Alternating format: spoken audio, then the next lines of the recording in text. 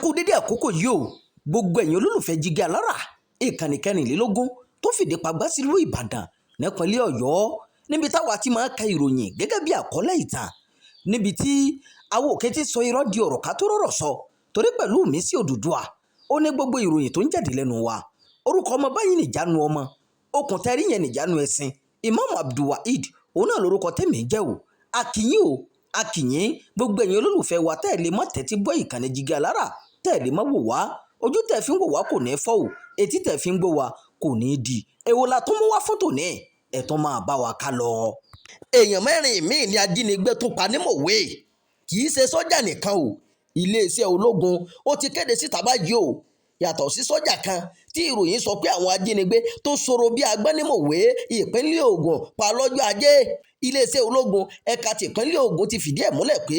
wọ́n ti pa èèyàn mẹ́rin míì o nínú àtẹ̀jáde tí ọ̀gágun Ìdẹ́rẹ́gì Samuel Àkàrí igbákejì ọ̀gá tó ń rí sí ìkéde níléeṣẹ́ ológun 35 Artillery Brigade Alámọ̀lá nílùú Abẹ́òkúta fi síta ló ti ṣàlàyé pé ikọ̀ ológun 35 Artillery Brigade pẹ̀lú àjọṣepọ̀ iléeṣẹ́ ọlọ́pàá jọ sowọ́pọ̀ kojú ìjínigbé kan níbi tí wọ́n ti fẹ́ jí àwọn òṣìṣẹ́ ọmọ ilẹ̀ China kan gbé lábúlé Mágbàá Mọ̀wé níjọba ìbílẹ̀ Ọbáfẹ́mi Owódé nípínlẹ̀ Ògùn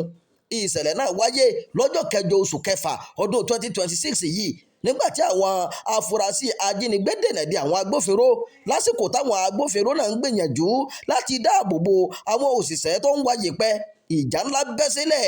ìbọn bẹ̀rẹ̀ sí ní ró lákọlákọ nígbà náà ni àwọn agbófinró pa ọ̀kan lára àwọn alátakò náà ó tẹ̀síwájú pé àwọn èèyàn yòókù wọ́n sá lọ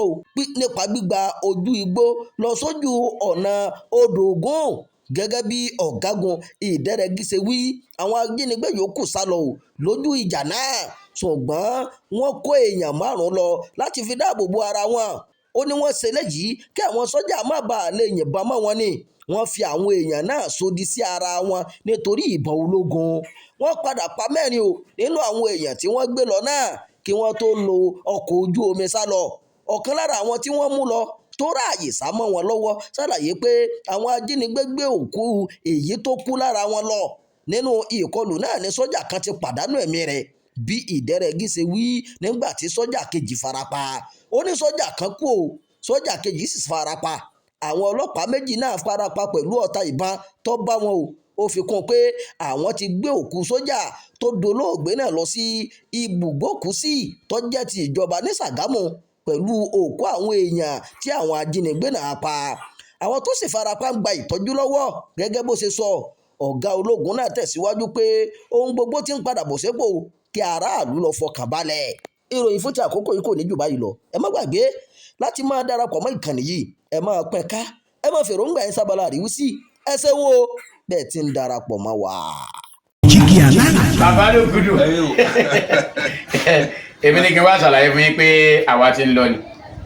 èmi àti ìyàwó mi a ti ń lọ òun ni wá ṣàlàyé fún yín. ó ti jáde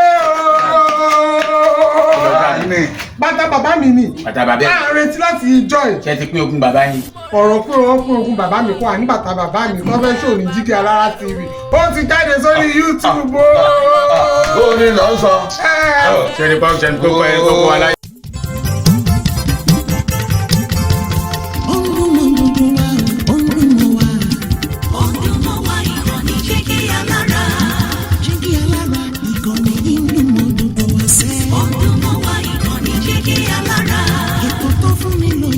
Ètò tó wà ní lọ́yẹ̀ wà ń bẹ̀. Ọdún mọ́ wá ìkànnì Jígí Alára. Ìròyìn lóríṣiríṣi tàbí mọ́ bó ṣe ń lọ láwùjọ. Ọdún mọ́ wá ìkànnì Jígí Alára. Ìkànnì Jígí Alára. Jígí Alára. Jígí Alára.